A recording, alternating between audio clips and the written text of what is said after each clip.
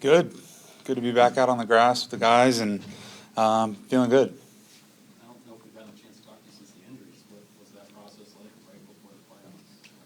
Yeah, it was obviously really disappointing personally being able to miss that and miss the opportunity to go play in that game. But as far as the process is how it's gone since, it's been really smooth. Since the diagnosis, there's been no surprises from the morning we took the MRI to coming into going into the surgery, coming out of the surgery, and then everything since then. There's been no surprises. They've done a really good job diagnosing what it was, how to treat it, and what are the steps going to be to get me back full strength and if not better. Has there been a timetable when the doctors say go, you can go full blast in terms of training, lifting?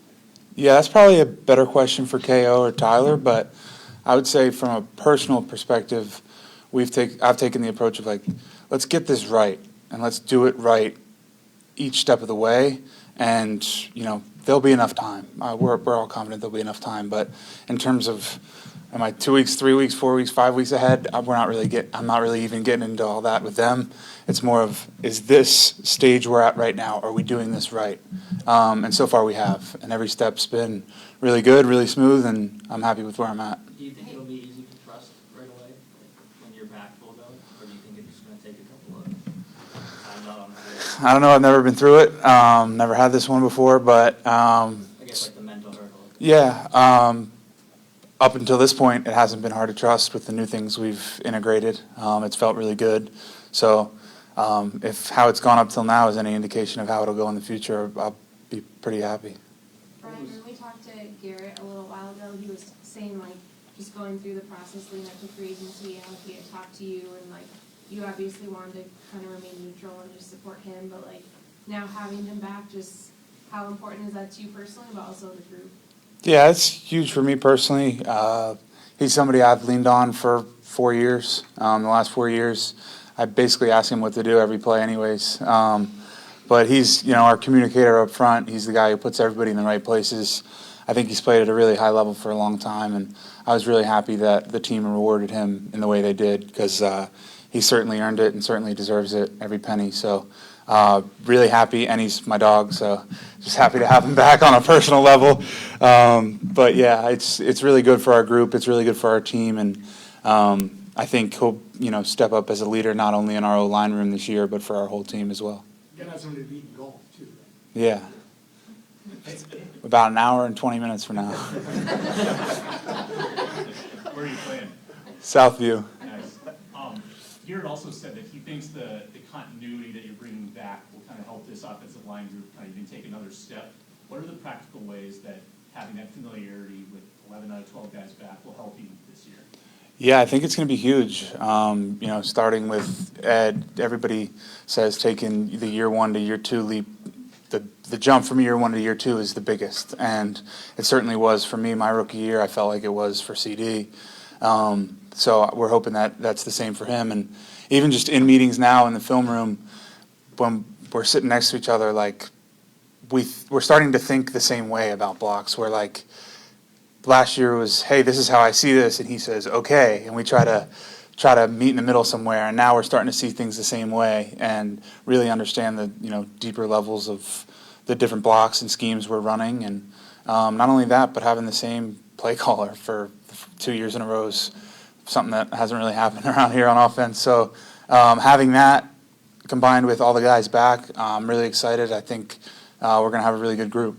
Brian, what was the thought process like for you? I'm sure when you first hear Achilles, it's kind of assume the worst when you hear it's an emulsion fracture and it's not quite as serious as that. Was there a sense of relief there? What went through your mind when you go through the whole diagnosis process? Well, it's hard because it's immediately the morning after the Green Bay game, you're like, oh shit, like here we go, But the more I talked to the docs here, and everything that I was told here checked out with everybody outside of here that I also consulted with, everybody was aligned. And so that really helped, made me feel more comfortable. From Tyler and Uriah, Dr. Coetzee at TCO did my surgery. The trainer I'm working with, Matt Duhamel now, everything's been really aligned and clearly communicated to me. And it's matched up from the information I received at the beginning from outside sources, just like how everybody does anytime there's a major injury. So in that place, it was more like no time to dwell on what it's going to be like. Let's just, like, who cares what your situation is? Like, you got to make the most of it. So it was more like, all right, like, so what? What's next? Like, nothing you can do except get it fixed and come back as well as you can. So. Brian, how about year 1 to 2 and just in the system for the entire offense?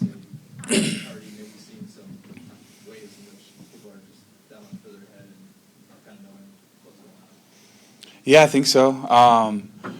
We've kind of talked about in the O-line room, like, based on specific schemes, the linebackers might fall back a little bit more, or they might play front side a little bit more based on different things that they see with their eyes. And that's we're talking about that differently this year than we were last year, where we were talking about this is this play. This is who you have on this play, now run it.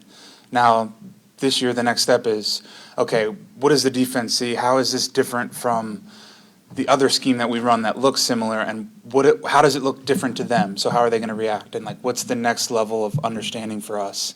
I don't know if that answers the question, but there's a deeper understanding of the intricacies on our end. Brian, to piggyback off that, is that emotional and nonverbal shorthand that you have with guys that you know, and that can take, not only the O-line, but the offense to another level? That's important too, isn't it? Yeah, and I'd say probably by the end of last year, we had so many made-up words that we were calling for stuff, and that now they've stuck and become part of the language that we use now, and that the quarterbacks know and the running backs and everybody's tied into. So our, stupid little code words that we come up with on the line, like, everybody's starting to know them, and coaches are starting to know them, so they're really starting to become part of the process in our system. Brian, what is it like to be on Courier's team? Yeah, it's pretty cool. I saw him a couple of weeks before he signed here, and it's really cool. Obviously we grew up together, grew up playing football. We've trained together for God knows how many years, and I've known his wife since I was 3 years old, and it's really fun. But it's a feel-good story, yeah. But he's going to help our football team, and that's the most important piece, is that the guy's a baller, and I've seen what he can do because I've seen him. I tell people all the time, he's the one who taught me how to be serious about football, and taught me how to work out hard, and taught me how to eat right. And he was kind of who I was looking up to in high school, even though we were the same age. Like, he kind of set the standard, and I've made sure to tell him that too. But I'm excited. He's my boy, but he's also a really good player. Brian, when a team drafts new guys and they're talking about, like, either hearing good things about this team from other players that they know, or, like, referencing their top 30 visits, and, like, there were at least 2 guys that said they really, like, fell in love with the culture here and the vibe here. Like, what does that mean to you as a veteran that they've sensed that right away?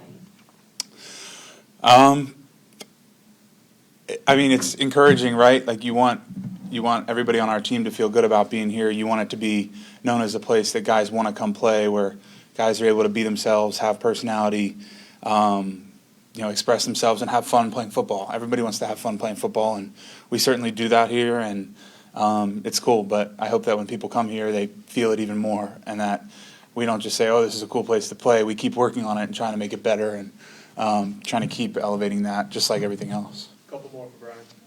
Brian, when you talk about Garrett Bradbury, in 2021, he went through some kind of tough times, and last year seemed to have his best season. I guess, what have you seen as far as the resilience? And I guess I'm curious about the perspective of resilience for offensive linemen, because you guys only get noticed when you get beat. So it seems like that would be an important trait.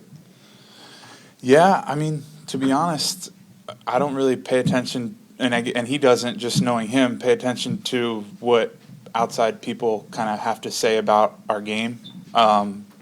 His game, my game, our O-line's game. But I think having Coop last year really helped him take a next step. He does a really good job, and there was things right away. He came in not only with Garrett, but with me and CD, where he's like, hey, first day, I've watched this. This is a tendency you did all the last 3 years. Like, this needs to get fixed or you're going to get beat.